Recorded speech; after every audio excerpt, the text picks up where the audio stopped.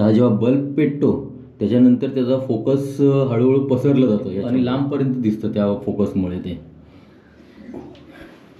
View बघू कसला भारी आहे. आहा स्वर्ग स्वर्ग. तर मित्रांनो आता आलो आहे पण अंजनवेल लाईट हाऊसला आणि मागच्या वेळी पण आपण आलेलो सगळी कोकणी गार्डची टीम निखिल वगैरे सगळे होते. अमित होता, प्रितेश होता. तर इथेच आलेलो मागच्या वेळी मला वाटते 1.5-2 वर्ष झाली असं वाटतंय. हा शंकरचं मंदिर आणि लाईट हाऊस त्या साईडला आहे. आम्ही जेव्हा आलेलो तेव्हा बंद होतं ते आणि दुपारचं एकदम आलेलो. तर आता चालू आहे, बघूया वरतून कसा व्ह्यू दिसतोय आपल्याला.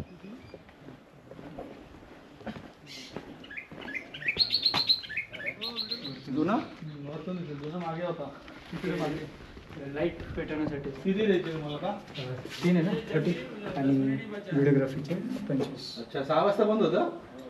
6 वाजता नाही 5 वाजता बंद झालं. तुम्ही काय बोलते 5 वाजता चालू होतं एंट्री? नाही 5 पर्यंत असतं. किती बघा ना किती 50 आणि 30. हो ते देतोय चार्ज बघू शकता. लहान मुलं 3 ते 10 वर्षासाठी 3 रुपये. स्वस्त आहे तिकीट, एवढी महाग नाही.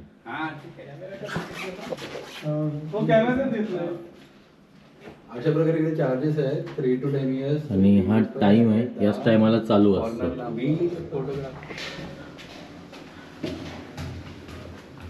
सगळे जाऊ शकतो का वरती? अशा प्रकारे ते ही लाईट हाऊसची मशीन आहे.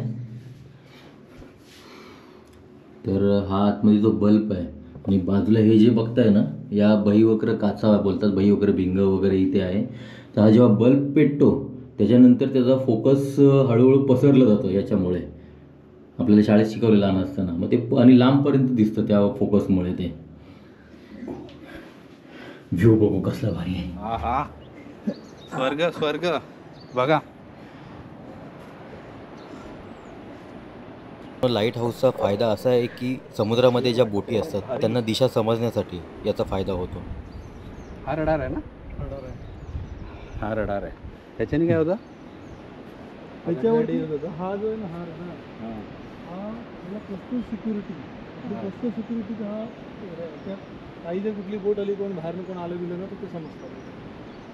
व्ह्यू आहे. मी पहिल्यांदा आलो इथे. मस्त. चला आता खाली जाऊया. हा पाईप आहे.